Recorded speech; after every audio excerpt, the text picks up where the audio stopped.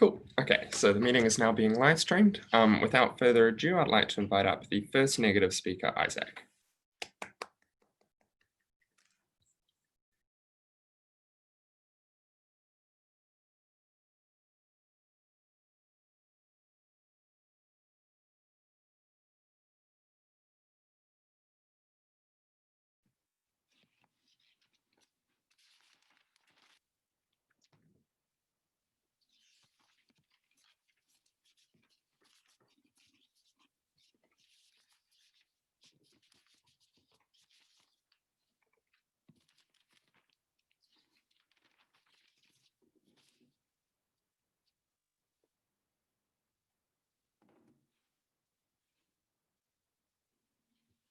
Can everyone hear me?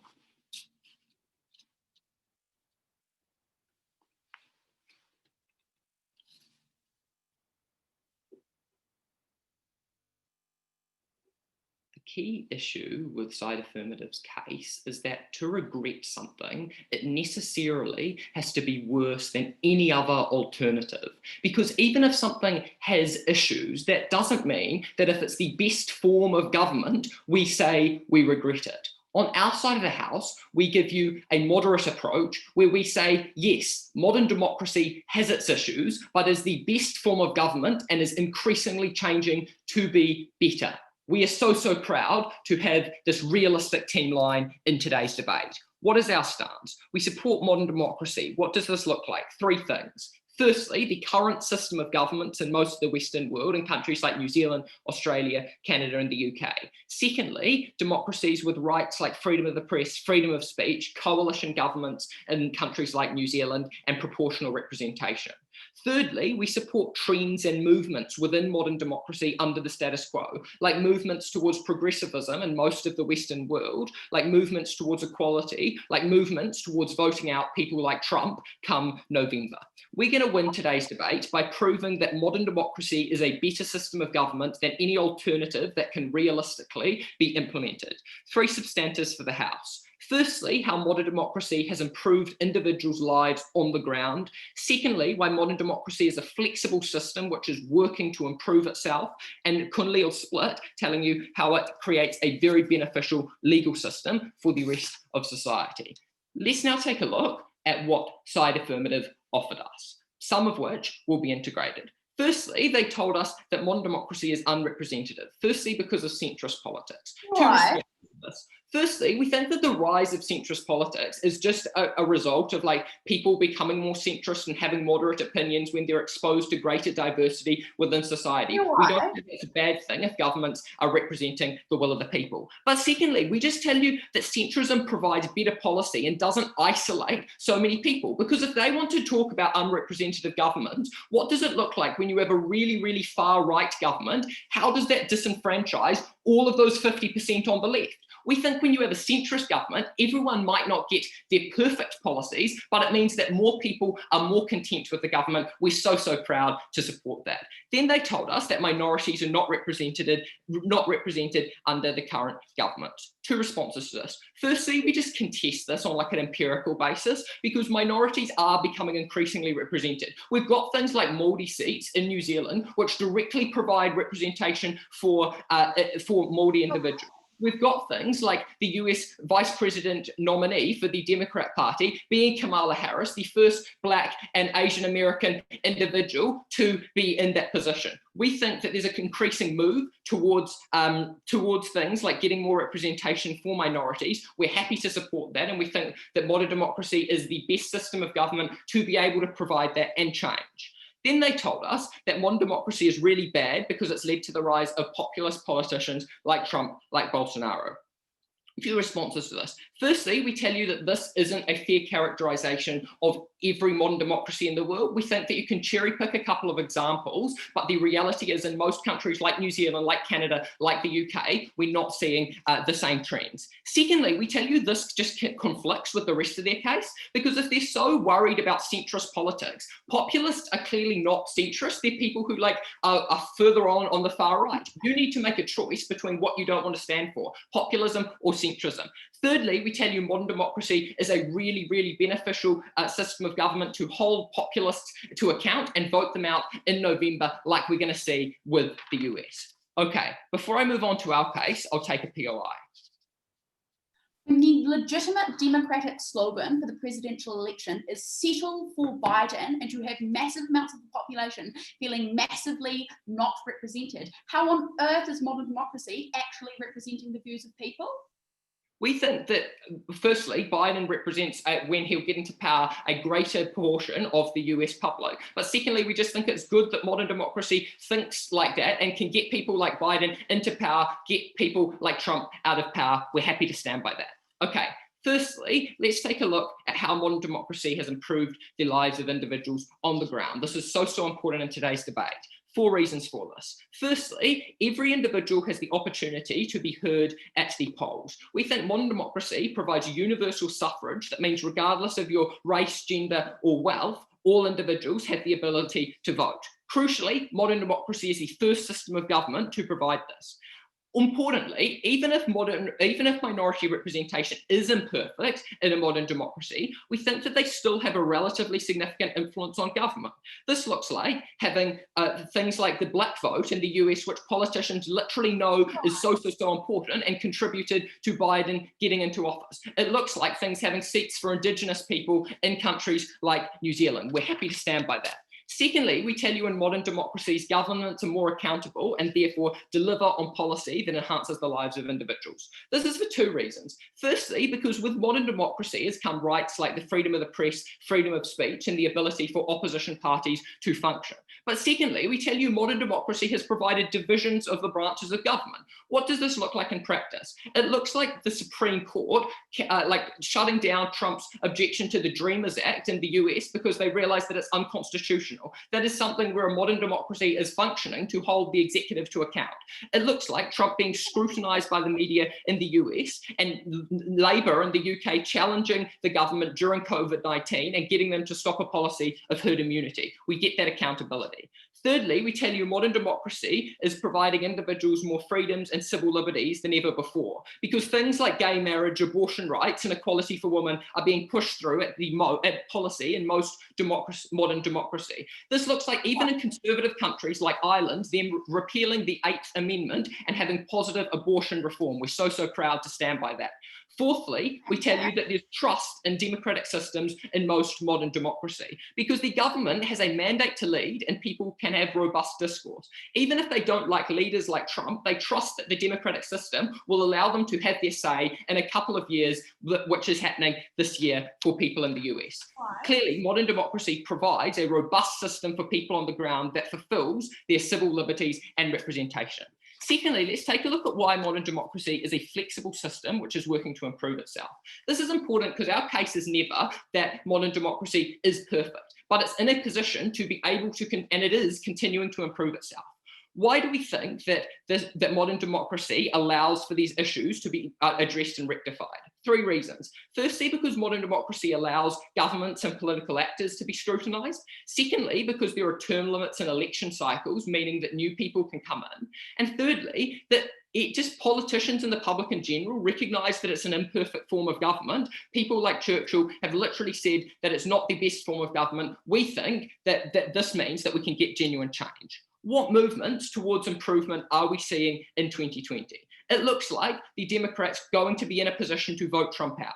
It looks like there being large-scale campaigns to promote increased voter and minority engagement. It looks like academic literature and the news media focusing on the issues of political polarization. And it looks like the Labour Party in New Zealand being the first government to be really transparent with its policies, to be really accountable. We're getting genuine change with modern democracy. We support a system that's providing for people and that will be even in a better position to provide for people in the coming years. So proud to oppose.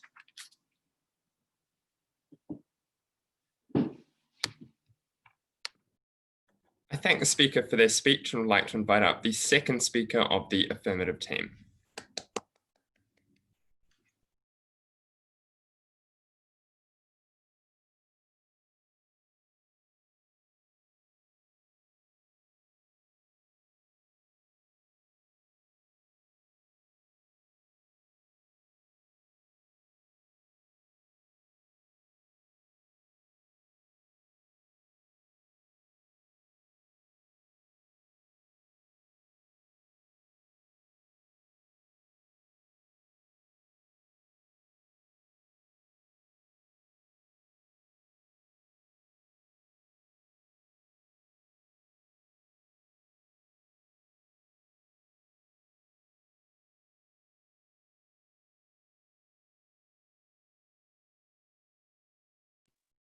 Can everyone hear me? Good.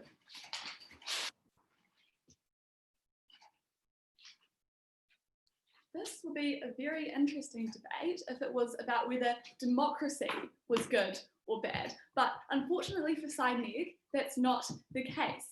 We are saying that there are specific things with modern democracy that are so bad that is not necessarily something that we have in every single democracy. We told you about this increasingly turn to centrist politics. We told you about how that has led to the rise of populist politics that still don't represent so many people. We told you so much material that hasn't been responded to yet. That is how we win today's debate. 3 things in my speech. Firstly, a little bit about burdens. How do we win this debate? Secondly, does democracy represent people? And then thirdly, I'm going to talk about the harms of meaningless party politics. So firstly, on how we win this debate. Just a reminder that Penelope made it very clear, she spent some time on this, talking about how we also have a number of things on our side of the house, such as, firstly, quite evidently, democracy. Things like the term limits and generally people being able to vote, like Isaac was talking about. Secondly, we have things like freedom of the press all the time. On AF, we told you that our burden is to prove that modern democracy hasn't achieved its goals. But even if that wasn't enough for you and you wanted to deal with the comparative, we actually told you what was specifically wrong with the status quo that we would not be standing for. We told you that we prefer parliaments that are far more diverse in politics, where you have lots of different parties from all sides of the spectrum, so that people are able to be represented and don't have to simply settle for Biden or settle for moderates that were never actually able to capture what people believed in. Note that finally in this clash, that SideNeg actually do have to stand by what we currently have. This isn't a debate about whether or not they regret the future of politics. This is about what politics is right now. It's not good enough to say that maybe minorities are becoming increasingly represented in politics. We tell you that we regret the fact that we have abysmal representation of women and people of colour in politics right now. That's the world that we regret. No, thank you. Moving on then, does modern democracy represent people? They asserted to you, after all of our material that we brought from Penelope, that simply people are becoming more centrist anyway, and it's good that we represent them.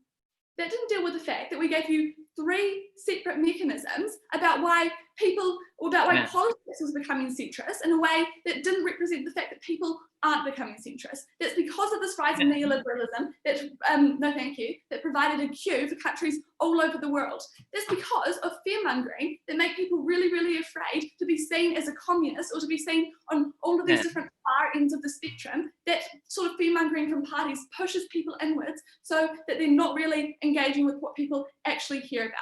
Finally, we told you, no thank you, that politicians all come from similar backgrounds, that there are so many obstacles in these people's way that means that it's very likely that they're going to be representing their moderate families, their centre-right backgrounds. We think SideNeg actually need to engage with that. They told us that there are simply minorities in the status quo. 3 responses. Firstly, that is empirically not true. We would really like the second speaker to come up and just remind us whether or not they do in fact stand by the current representation of women and people of women and people in colour that we have in politics. Secondly, note that right now they have to stand by what we're seeing in the status quo. Thirdly, we tell you all of the structural reasons that we brought from Penelope and that haven't been responded to, but why time and time again in the status quo, these disadvantaged people are unable to come into politics. What that means in today's debate is that they're unable to represent the people, the communities that they come from. They're unable to represent the voices of so many people. This is something we cannot support. I'll take a PI. Ma'am, do you regret changes to abortion law, changes to civil rights like gay marriage that have occurred in the last 10 years? We can have democracy on our side of the house too, but we think that that sort of stuff didn't come from centre-right politicians telling you that the only difference between their party and their opposition party was some incredibly hostile debates. We think what actually happened was when we're able to have these parties from further ends of the spectrum constantly having their voices heard, that's when we're actually able to make change, like increase abortion law, like increase action for civil rights. That's what we stand for in today's debate. Now let's look, still within this clash, at this idea of populism. we tell you two things here. Firstly, that it is empirically true that populism does exist anyway, not just in countries like the US and like Brazil, but all over the world. We even have New Zealand First within New Zealand. We have with many the significant rise of populism throughout Europe. We think that it is empirically true that it is a problem throughout Western liberal democracies. But secondly, we tell you that it in fact isn't a contradiction, that we can both have terribly, excessively centrist parties and a rise of populism. That's because the centrist parties have caused a rise of populism. They can both be problems, but the rise of populism that then happens doesn't in fact respond to the fact that we have the problem of centrist parties. That's because we have things like fear, we have things like fake news, we have problem-based policies that Penelope made very, very clear in her speech, which means often people actually can't vote them out when they have bad politicians because there are no other options, because they're using tactics like fear-mongering that makes people think that they are the only option. Finally, we heard that people are able to vote at the polls when they have bad politicians. We tell you, firstly, intuitively we support that too, but most importantly, that disenfranchised people often don't vote. They stand for they're always going to get far more disenfranchised people on their side of the house when they see no one who's actually appealing to them, apart from, in the theoretically best case scenario, when we have terrible rises of populism, which Penelope made very clear also won us this debate, because that is a terrible harm.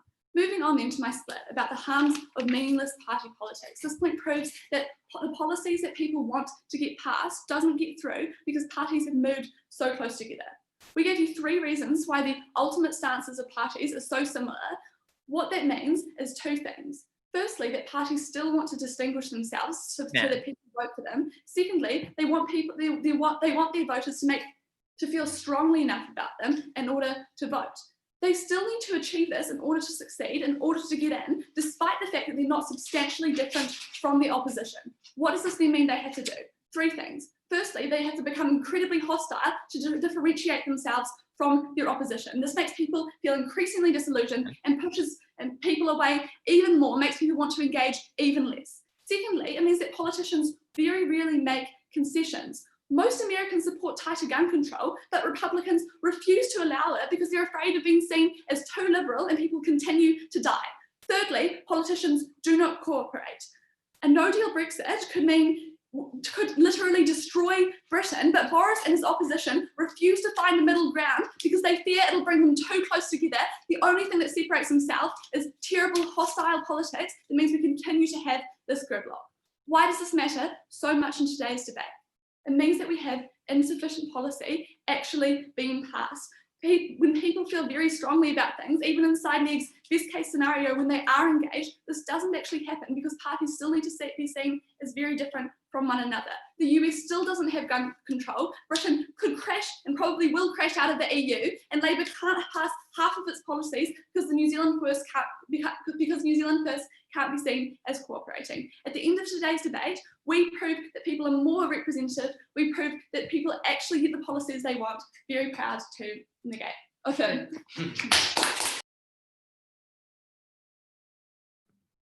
I thank the speaker for their speech and would like to invite up the second speaker of the negative team. I'm just going to turn off my video. I'm having a couple of delay things.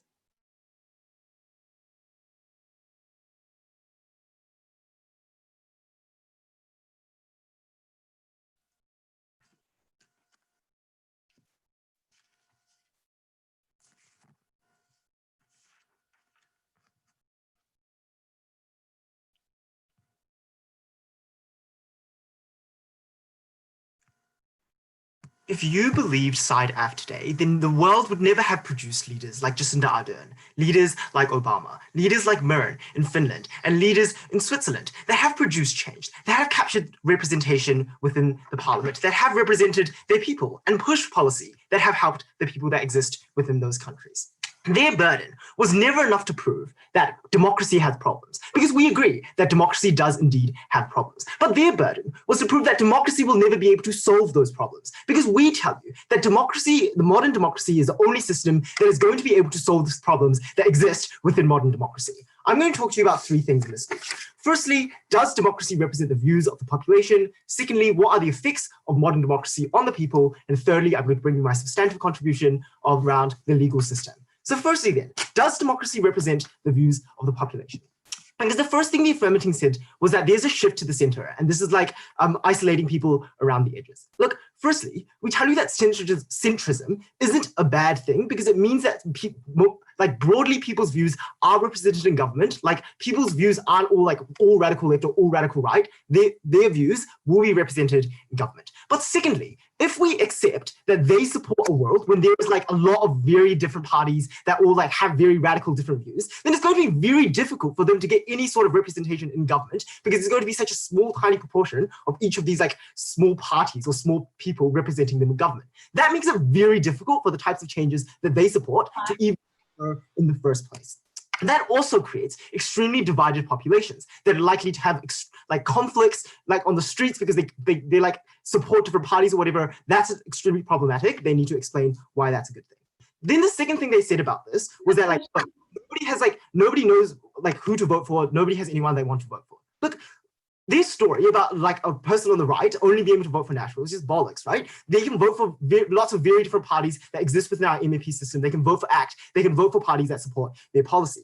But secondly, it is the case that they stand for like a democracy where there are hundreds of different political parties that each represent like nuanced views of each of the different types of people within that country. That means that nothing is ever going to happen because none of those parties are going to be able to agree on small marginal changes to like create within the government. They're all going to be proposing like radical changes in opposite directions. So nothing's ever going to happen. That type of system is never going to get the same benefits that the modern democracy has gotten. And if anything, that's going to create more radicalization, more isolation, more shifting away from each other, and less progress ever occurring. The last thing they said about this thing was that our side of the house doesn't get representation for minorities and the uneducated. First thing to say here, we tell you in terms of uneducated people, we tell you it's probably quite important that the people that like representing us in government are educated. Like that's probably quite important. They need to be educated. But secondly, we tell you that modern democracy has produced a system where we are able to educate these people, where we have pushed policy into like getting better schools out to minorities. We've pushed systems to like broadly lifting levels of education around the world. Those are things that modern democracy has done. Those are the types of things where modern democracy solve this problem that exists within our system. If they support a system where like the radicals can vote for their sides, then like that type of policy would never be passed because no side wants to support each other. They only want to support their like tiny little clique of people. Okay, they also ignored all that how minorities have a vote, they have a voice, and they have a platform. They're able to get the type of change they want because of movements like Black Lives Matter, which have captured the world's attention because of their vote. Those are extremely important. That's extremely important analysis they haven't responded to. Before I move on, yes, I'll take your POI. When 75% of Americans think the police in the USA should be drastically defunded, but no one in the political sphere is willing to stand for something like that, how are you getting the representation you claim you are? Again, like, please respond. Firstly, Biden does stand for police reform, right? That's really important. But secondly, we tell you that radical changes shouldn't occur within a political system because that generates populism. That generates radical change, right? So if suddenly tomorrow, like the government decided to remove the police system, that's going to create the type of populist, like radical movements that you're against on your side of the house. It's important to have these marginal changes that like create progression, but actually happen. Okay, now that link brings me on quite nicely to my point about what the effects of the modern democracy on the people are. Because the only real thing they gave us was populism and why populism is bad. Firstly, we tell you that modern democracies have systems that prevent populism from damaging a country. That looks like scrutiny from the press. That looks like analyzing policies and explaining to the population why they're bad. But that also looks like scrutiny of the people, right? People scrutinize politicians. That happens in a modern democracy, and that solves their problem. Why? We tell you that like a rise in populism is much more likely to occur when you have a splintered population, where you have a population that can't agree on policy, that can't agree on changes, when there are hundreds of different political parties standing for different things. That's when a politician who's like charismatic and like has the charm or whatever is likely to capture the attention of the population. That problem of populism is much worse on their side of the house in their vision of democracy. Our side of the house has systematic tools that reduce like the effects of populism and their harms. They don't. Secondly here, I just want to clarify that they conceded all of the benefits of modern democracy. We don't think it's enough for them to claim that these benefits are symmetrical. They still need to prove why their system of democracy is likely to achieve the same changes that we've already achieved under our side of the house, under our side of modern democracy. That's extremely important in this debate. They don't just get to claim those benefits. The last thing to say here, they talked about how policy doesn't pass. Look, the material about like both parties having like similar policy literally rebuts this point itself. But secondly, we tell you that like radical changes where they're like where there's radical splintering and radical representation in government literally causes this problem even more. They need to explain why that's going to be the case. Okay, now I want to talk to you about the legal system, because we think it's really important to recognize that modern democracies have produced legal systems that enforce the law in a fair and just way because of the fact that people agree with each other on what the law should be, and people agree with each other in terms of ways in which we should enforce that law. That's really important. Two key features there. Firstly, we tell you that a key feature of modern democracies on our side of the house is separation between the courts and the parliament. That's extremely important because we have a court system which can independently enforce the law. Government. We don't allow courts to simply like exert the power of whichever like radical politician that they support just happens to be in the parliament. We tell you that there's fair, just enforcement of the law. That creates a balance of power within our democracy. That's extremely important in this debate. But secondly, even if it is the case that we have like elected judges and elected officials like running our courts, we still tell you that's extremely important because we have court systems that represent the views of the broad population. That means that if the population believes in a specific court, specific like law or a specific movement, that the judges that represent that population are going to be represented in court. That means that the courts are still going to be fair, are still going to represent the population, are still going to represent the views of the people living in that country. No other system has produced courts fair and as just as the systems that exist within modern democracy. That's extremely important in this debate. And that's why that adds to our benefits that exist under modern democracy. So at the end of this debate, I've told you about why modern democracies represent the views of the population better than any system they can come up with. Secondly, I've talked to you about how the benefits are exclusive to our side of the house until they prove it's not. And thirdly, I've proved to you why our legal systems are better. Extremely proud to oppose.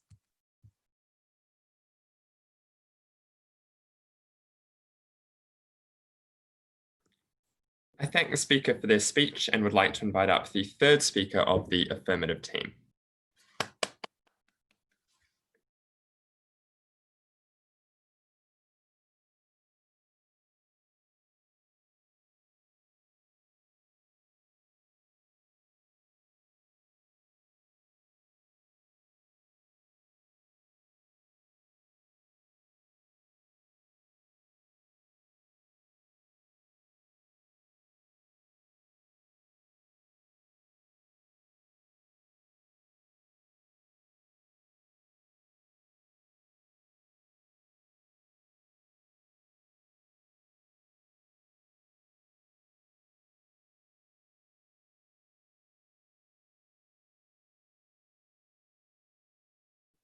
Everyone can hear me all right?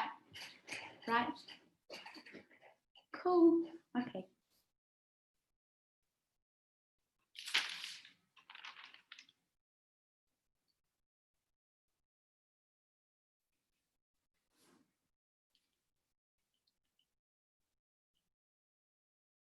Like we told you in our first speech, like we've told you in almost every POI, like we told you throughout our second speech, the problem with the negative side of the house case today is that they're just telling you the benefits of democracy in general, but they've never actually looked at the world in which we live today. They've never looked at how people in Brazil, in the USA, in the UK, in Australia are currently dying due to a preventable disease because the current state of democracy has consistently failed to protect those people. They've ignored the fact that under modern democracy, America has ripped itself apart, literally going up in flames because politicians are too afraid of identity politics to implement meaningful policy that people want. The problem with the negating side of the house is they are refusing to live in the real world to look at the real problems that modern democracy has resulted in. Two clashes to bring to the house today.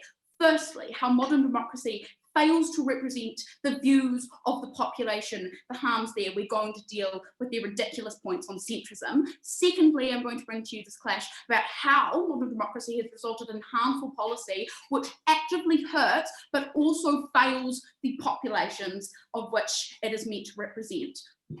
We told you in our very first speech the two criteria we democracy should try to achieve. One, it must represent the views of its people. Two, it must get constructive, helpful policy which protects them. We've consistently told you modern democracy fails on both of those fronts. My speech will be explaining that.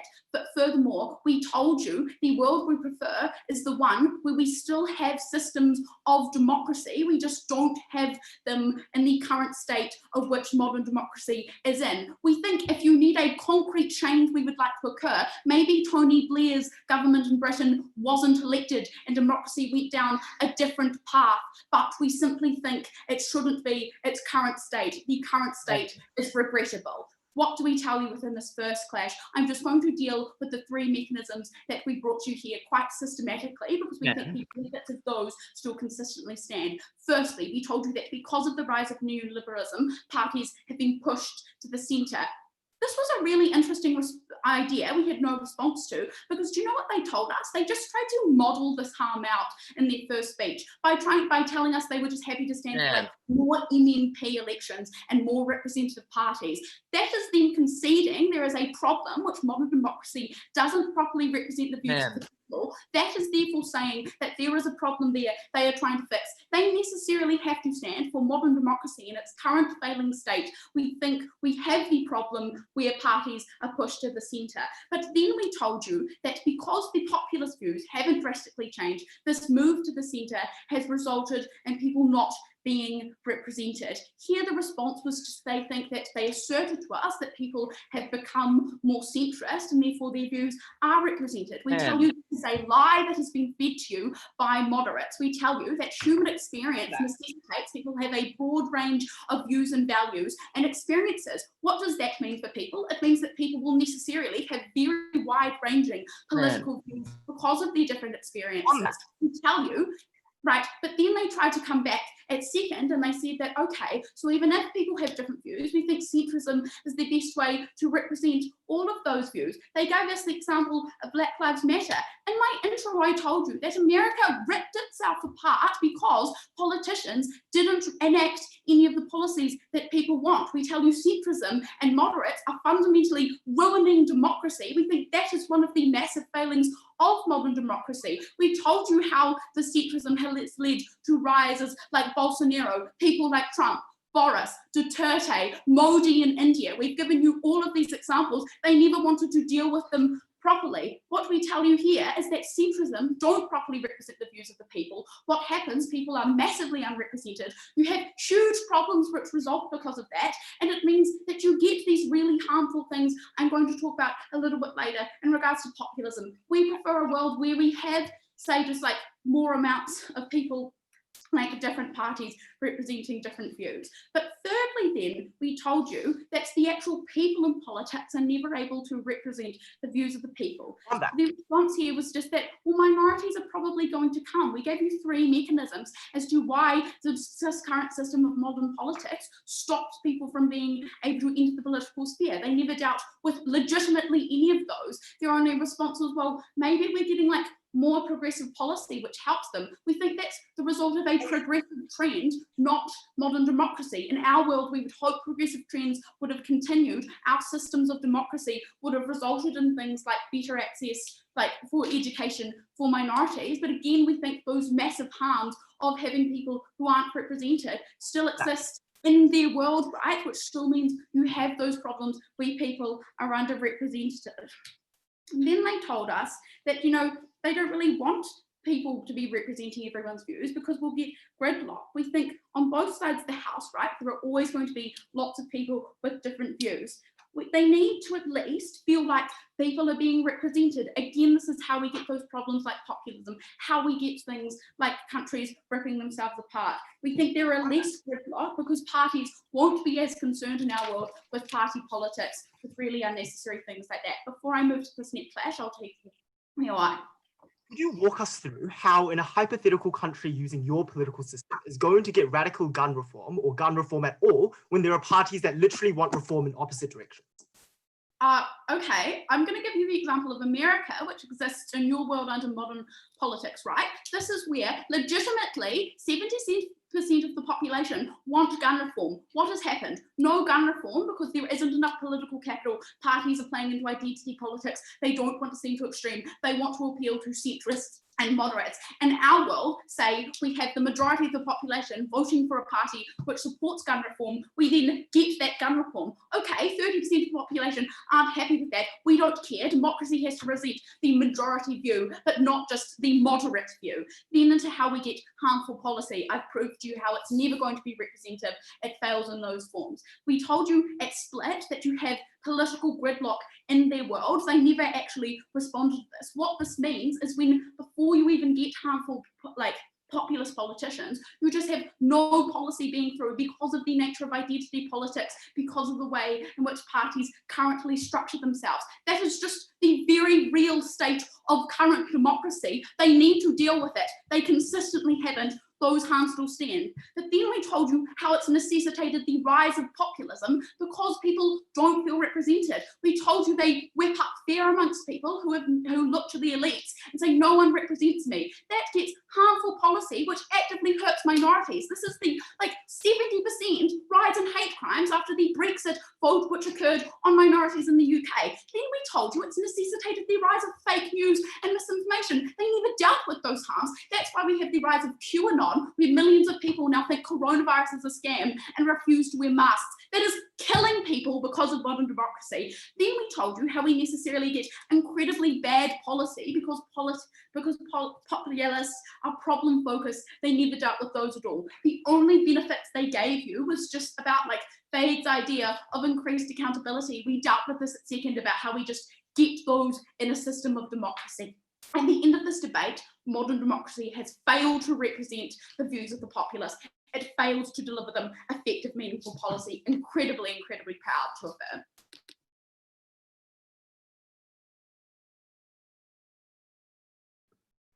I thank the speaker for their speech and would like to invite up the third speaker of the negative team, Grace.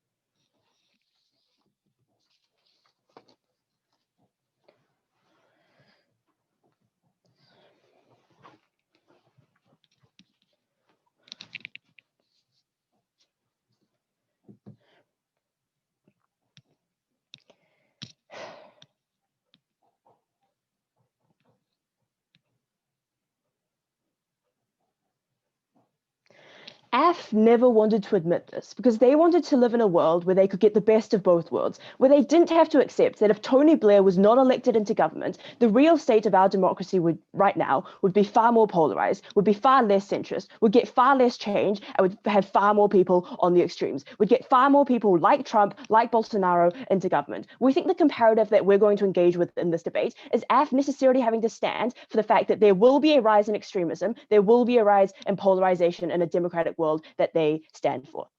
2 points of clash in today's debate then. Firstly, is modern democracy representative? And secondly, does modern democracy improve lives? Let's start with the first point of clash around whether or not modern democracy is representative. The two key claims we heard from AF here was that modern democracy was too centrist and didn't allow for people's views to be accurately representative. And secondly, that there was not enough minority representation. Let's begin with the first idea that they regret the centrism of modern democracy.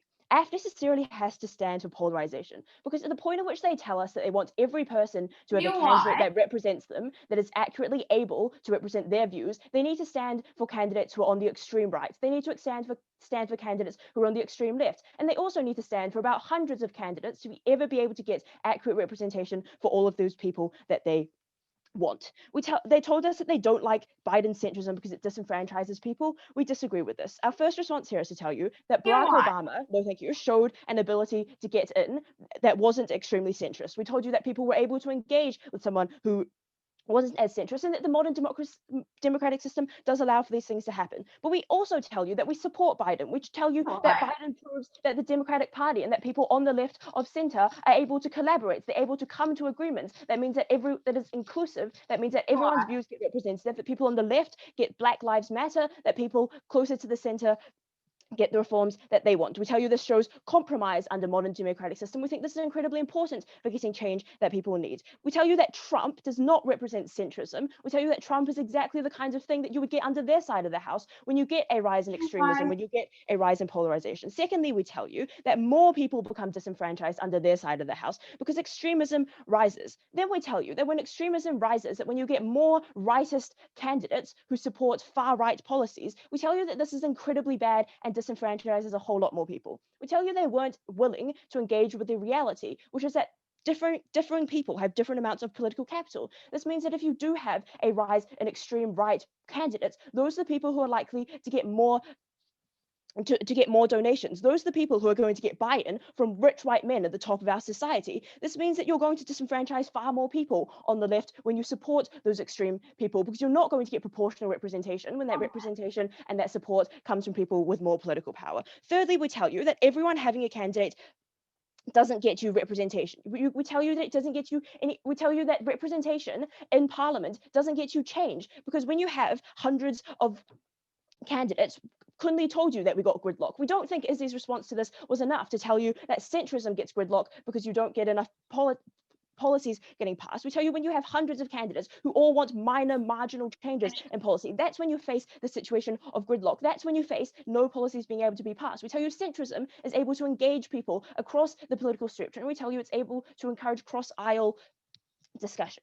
Fourthly, we tell you centrism is representative. We tell you they have alternatives. We tell you people who aren't centrist have alternatives. So it means that if those alternatives exist, and we gave you alternatives like ACT, like New Zealand First, like the Green Party in New Zealand, that means that they are able to get representation even under the centrist model. Lastly, we tell you that flexibility means that the state of modern democracy is ever changing, and if it is ever changing to a state of centrism, we think that this represents a view of the people. Secondly, then, under the idea of minorities, they told us that minorities don't get representation because of structural obstacles. We tell you that the current modern democracy that operates under proportional voting means that minority parties are actually able to get into parliament. We think that if they support so many different candidates, none of those minorities will ever be able to get into parliament because they'll never cross a 5% threshold in New Zealand. We think that many other political systems have a similar threshold. And so if you never get a minority party that is able to have at least like 5 MPs in that parliament, you're not going to get representation for minorities.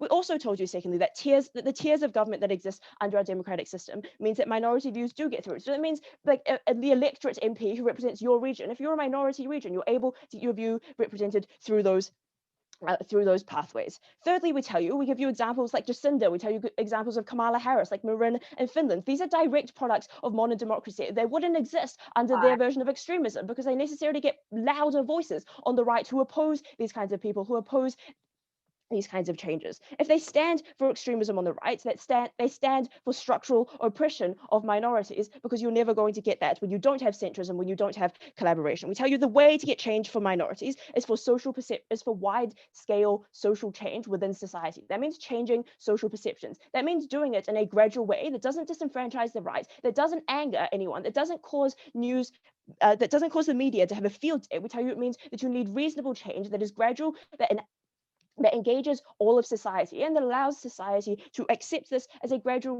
reasonable change. We don't accept it to be any change when you simply anger and flare up people across the political spectrum. Before I move on to the second point of clash, I'll take a POI.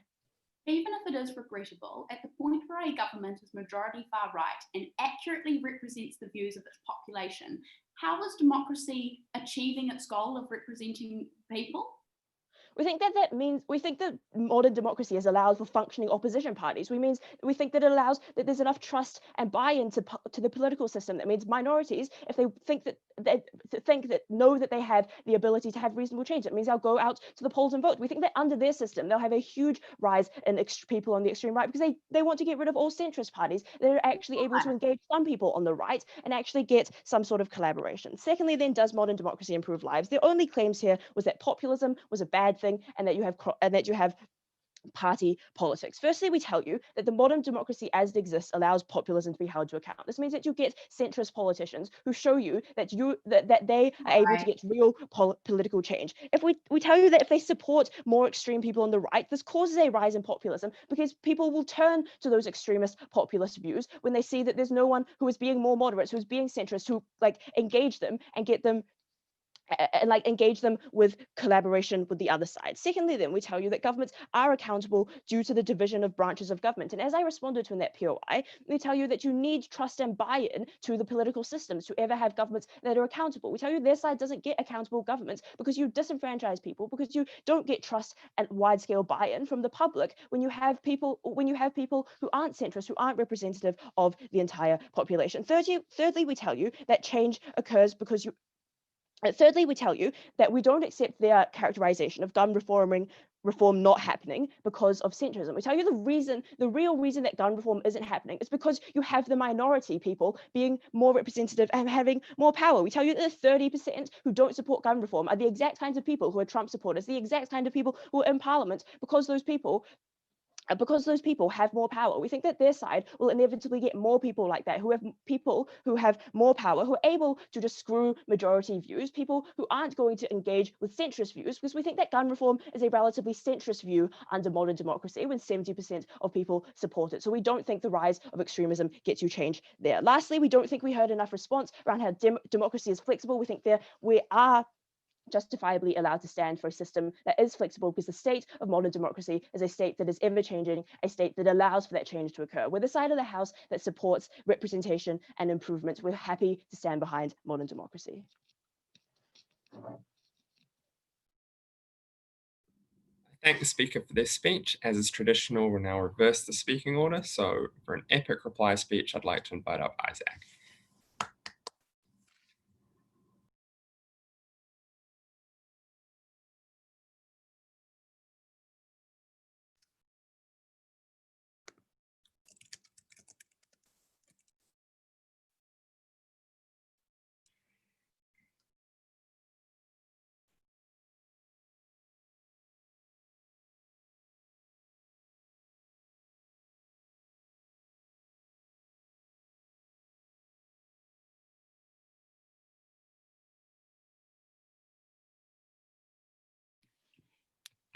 Everyone hear me all right?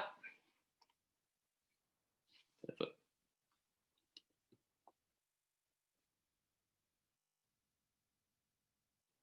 Panel, let's just take a moment to consider the two sides of the house, the two worlds in today's debate. Because what we've offered you is a nuanced characterisation of our world, because we've recognised that there's both benefits and issues with modern democracy. But crucially, right in my first speech, we provided you reasons why modern democracy under the status quo is making progress to resolving many of these issues. That's something we can stand by because it's something that's happening under the status quo with modern democracy. But let's then take a look at what side have offered us, because they haven't actually contended with our world. Because anytime we wanted to say that there's some benefit of modern democracy, they just wanted to tell us that, oh, well, we get that on our side of the house too, without providing any substantive analysis as to why that would actually occur. We've given you a solutions-based case, a case that recognises that there are both significant benefits and some issues, but we are resolving them. They have failed to do that in today's debate. That is why we take it. Okay, 2 points for the House. Firstly, whether modern democracy has any benefits, and secondly, whether modern democracy under the status quo is making progress to address its issues. Firstly, let's take a look at whether it has any benefits. We gave you multiple benefits that it had right at first. We told you that it's provided for universal suffrage, that it's provided for accountable governments that are scrutinised by the press, that it's allowed for progressive social reform on issues such as gay marriage and abortion reform. The only response to this down the line was that, well, this isn't exclusive to modern democracy. Two responses as to why this is just not good enough.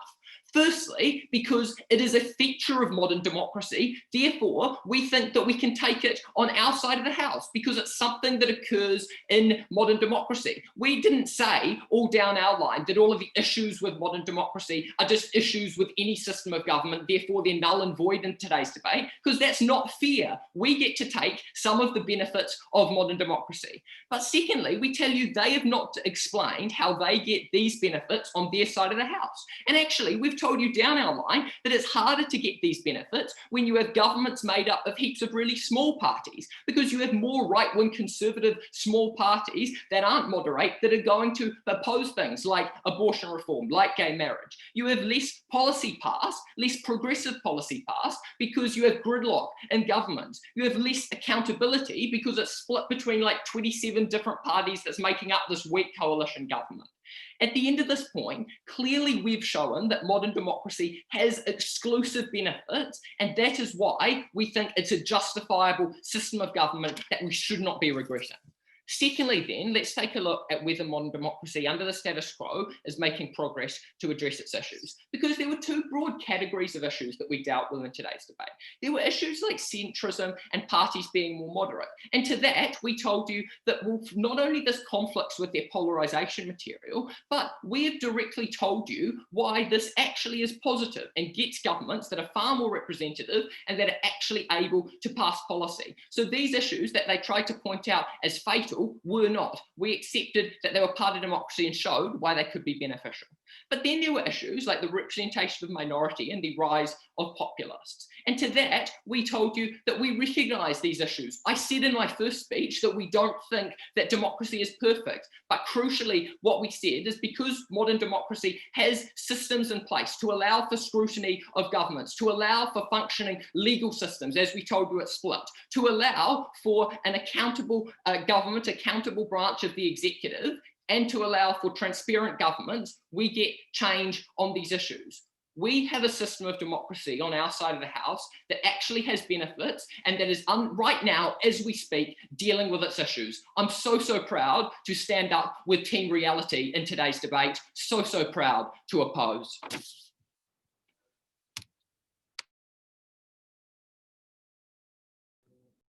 I thank the speaker for their speech, and now to also give an epic reply, I'd like to invite up the affirmative reply speaker.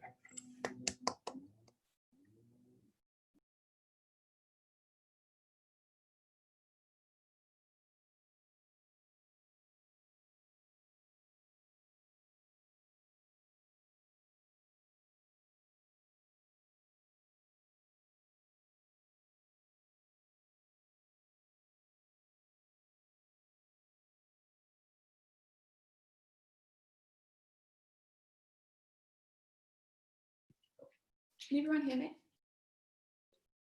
Cool. Thank you. 3 questions to ask yourself at the end of today's debate. First, what is each side's burden? Secondly, is modern democracy representative? Thirdly, what is the effect on policy? Firstly then, onto the burdens. We told you that modern democracy was specifically different from broader democracy because of a movement to the centre which had resulted in a number of harms that exist right now. They had to prove that the specific movement and its outcomes had benefits that were exclusive to these modern characteristics that outweighed their harms. Note that that means a few things from like Isaac's speech immediately fell out of this debate. Firstly, it was all of this material on trends and how things are getting better, because we told you about how they could only stand by what was happening right now and whether or not that was regrettable. Secondly, all this information about universal suffrage and freedom of press that we also had. Finally, the split about the legal systems. Given that, onto the main clash of this debate, which was how representative is modern democracy. We told you that centrism was specifically so harmful, and note that it wasn't caused by people naturally moving to the centre, but it was caused by 3 separate mechanisms that we told you about: fear-mongering and about neoliberalism and something else that wasn't actually responded to. They stopped responding to after their first speech. So we think that they had to concede that this movement was already caused by something non-representative other than the people. That's already a harm that we proved that wins us today's debate. They then tried to tell you that we can hold it to account through a number of ways, but then we told you 3 more things. Firstly, that the parties to represent these people who are very angry, who wants to hold the government to account, simply don't exist because they've all moved to the centre so much to try to appease the moderates. No real response to that.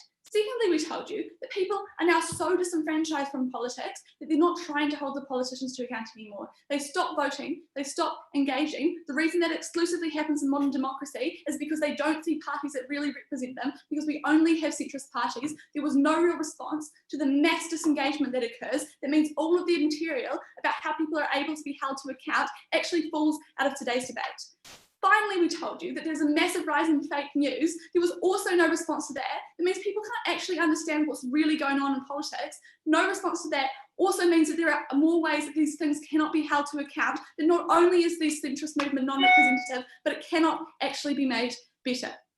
They then told us that on our side of the house, we had far more extremism, which was a complete straw man of our case. Because we told you 2 things. Firstly, that it's likely that those extreme views already exist, as they gave you some great material on this, on why people are always just going to feel different ways about the world. We would much rather those people feel engaged in that, feel engaged in politics, feel represented, have their voice heard. But moreover, that extremism is only going to get worse on their side of the house when people aren't being represented, when people don't hear their voices heard. That's when populism comes in. It's not a real solution to their problems. For many mechanisms that Penelope gave, the mechanisms were not responded to. That's when it gets far, far worse. At the end of this clash, not only does this not represent the people, but it's actually unable to be properly held to account. Populism gets far worse. All of the harms that we've told you since first act still stands. Finally, on the effect of policy, specifically on gridlock. We told you that centrism led to gridlock for a whole bunch of reasons: about politics becoming more hostile, no response; about concessions being really made, no response; about politicians not cooperating, no response. All they said in response to that was that we're going to get gridlock if there are lots of different views. But we told you we were happy to have these lots of different views if it really represented people. But secondly, when these people with lots of different views are able to cooperate and make concessions because they're no longer too afraid of not being voted in because there's nothing else that's different between the parties, that's when we avoid gridlock on our side of the house. At the end of today's debate, we represent people. We give mechanisms for them to continue to be represented. We're incredibly proud to stand.